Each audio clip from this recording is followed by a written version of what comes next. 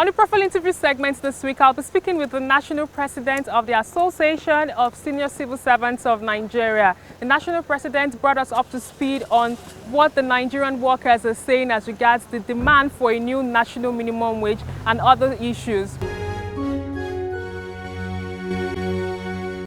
It's good to have you on the program.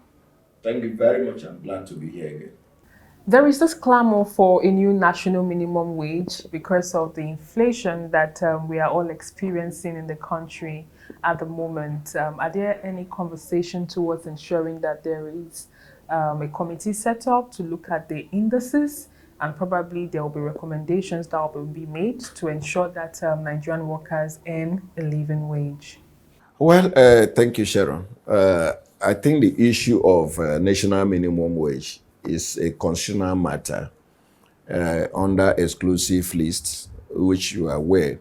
The one that came in 2019 with this present socioeconomic challenges added to the removal of fuel subsidy that has been eroded even before the removal of the fuel subsidy. So we are very hopeful. Don't forget that the TUC has earlier sent a memo to the government demanding for 200 naira, 200,000 naira national minimum wage. Even at that, the current socioeconomic challenges, 200,000 naira national minimum wage is eroded. And so you don't also expect that the union will sit down and then government will give the workers whatever he likes. It is not in international best practice. The issue of national minimum wage has to come with a collective bargaining, agreement to arrive at that, and then we look forward to see the implementation. I think that is the best way to go about it. So far, has there been any tripartite conversation? Because we know that when there's conversations to be made as regards workers, we're talking about government, we're talking about employers of labor, and we also have leaders of unions that would be in this conversation. I remember very clearly that when the removal of fuel subsidy was announced, that there was a meeting, not with the tripartite body, but with labor and government. Is there any updates on this conversation or meeting that has been held? What should Nigerians be expecting? When the removal of fuel subsidy was announced by Mr. President, and Labour was invited after the announcement, the Presidential Committee met with Labour. We also made our position known because the issue of Labour is on tripartism, like you rightly make mention of. And anything short of that, the outcome is defective. So when we look at what was put on the table, we also demanded for, the terms of reference of the committee so that we can look at how to make our position known. And if you look at it, we didn't take strike as an option because the conversation would be the best issue in dialoguing, But as we were invited again, and again, we look at the subcommittees where we also make the 5 subcommittees where we also send a representative to it. So we expected that the subcommittee will have also continued in their meeting, which to the best of my knowledge, because I'm a member of subcommittee, it has not really forthcoming. And we also expected that the committee that was given 2 months to come up with the report, when the work is ongoing, work in progress, before we had over the radio, television, newspaper that Mr. President have gone ahead to approach the National Assembly with that. So the outcome of the committee, will have been a collective agreement. But for now, the committee have not submitted report. The subcommittees, to the best of my knowledge, the one that affected us have not really met. But, Mr. President is already going around to start the implementation of the palliative, which is not what should be expected from a government that understand, social dialogue. So that is where we are for now. The federal government of Nigeria announced the removal of fuel subsidy. Can you bring us up to speed on how your members have been reacting to this? And what would be your recommendation as an experienced labor leader towards policies or palliatives or anything that would just make Nigerian workers or citizens live a better life? There's something we call fail need in development communication, and there's something we call action need. Fail need is what the government think for the people. Action need is what the people want from the government. So what government is doing now is fail need, which is not the best when you want to change the narrative. So the increase in the pump price of petroleum product have automatically set the workers and the entire Nigerian economy on fire. On fire in the sense that every living Nigerian today knows that the Nigerian economy depends on fuel. And for you to run your private business, to run your home, for the informal economy, even offices, where you don't have stable power supply, you depend on fuel, either diesel or petrol. So today, as we speak, the pressure from our members to go to office, to return back home, it is indeed an ill wind that have blown neither government nor the people any good. How will you work for 2 days and expect productivity? So, for government to be productive, we need to look at the palliative to caution the effect. And that was why the presidential committee was set up. But it's unfortunate that the outcome of that committee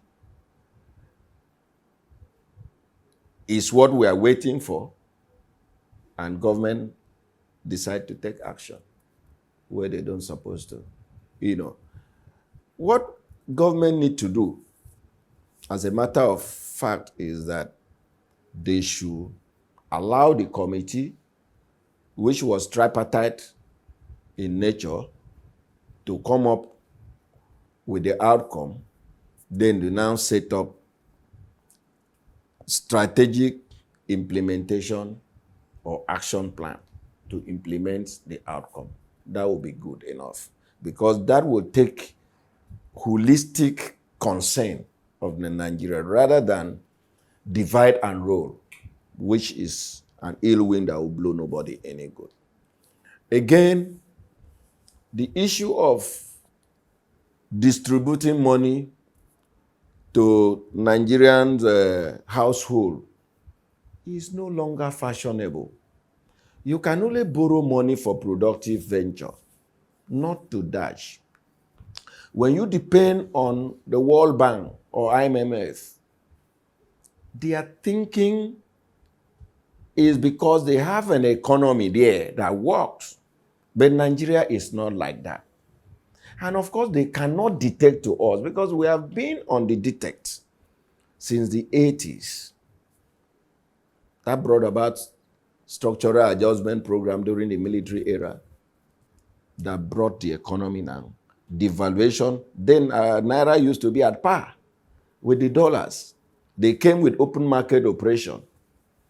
All those policies of the World Bank have never worked in Nigeria. So the earlier Nigerian government realized I jettison the agreed gift, the better for us.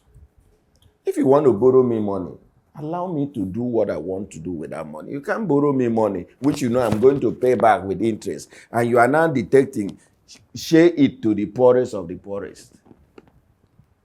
We've also interrogated the social register. What is the credibility of this social register? The last administration came up with what they call conditional cash transfer, 5,000, and food feeding program.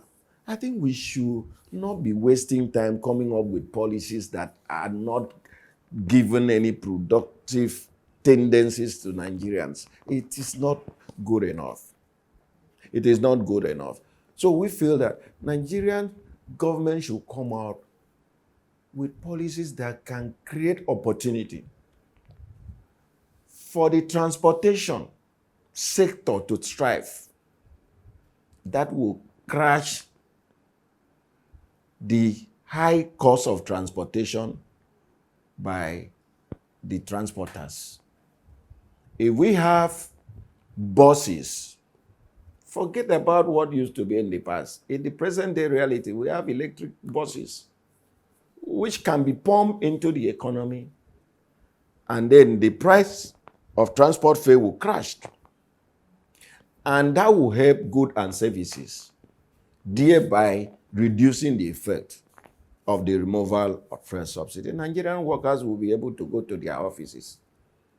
Stop telling us, go 2 days and stay at home. No. It is going to be counterproductive because employers of labor have hidden agendas. We appreciate what happened in Edo State.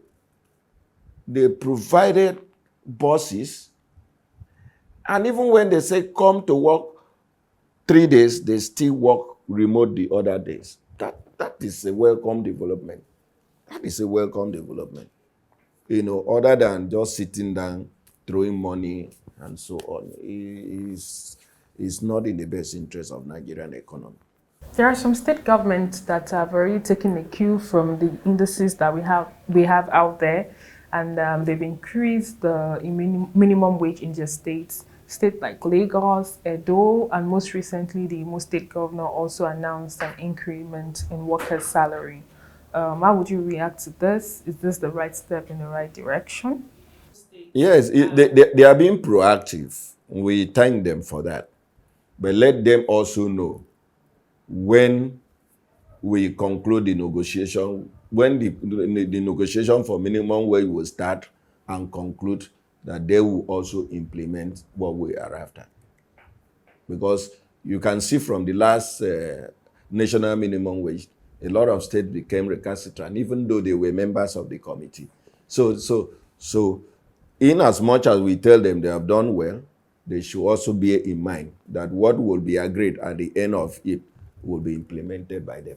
Talking about consequential adjustments in in the salary of workers, I know that during the last minimum wage discussion, which is about 5 years ago, many state governments did not, or they refused to implement the consequential adjustments in the salary that was negotiated and signed into law by the government. How would you react to this? With this development, what more should these workers be expecting from the government, owing to the fact that we have inflation and so many other things that affect them? You see, this consequential adjustment they are talking about in the last minimum wage is already eroded. We don't even need to talk about that again, because what we are looking at is the future of what we are expecting, because the removal of the fuel subsidy has automatically changed the dynamics of things. The socioeconomic challenges is so heavy that no worker can survive this in the next few months if intervention urgently not done by the government. Finally, talking about peculiar allowances, which was spearheaded by you and which Nigerian federal government workers are already enjoying at the moment. A lot has been said about it, and if there's going to be any possibility of these policy to be taken to the state government level to see if workers at the state level can also enjoy peculiar allowance, which is spearheaded? Absolutely. You know what? When you look at issue of labor is under exclusive list, and they set a benchmark, and that what we feel. Any sane government should have even looked at that area of the peculiar allowance, because it's going to help the workers, and also it's going to stabilize the workers, at least in the interim, while we are waiting for the national minimum wage. Those allowances are not taxed, are not taxed. In fact, it would have been worse if workers don't even have that peculiar allowance when you look at now. But as I said, there are going to also be windows for several allowances, so that, government can breathe and the workers can also breathe. Because as we are talking now, any government that is saying must look into the well-being of its citizens. Anything outside that, no, it means that you only govern yourself, not the people. Thank you very much for your time. It was an interesting time we had with you. Thank you, Sharon. I appreciate it. And that's all we can take on today's edition of the program. Join us next week for a fresh edition of the show. I am Sharon Ijason. Thanks for watching, and remember that labor creates wealth.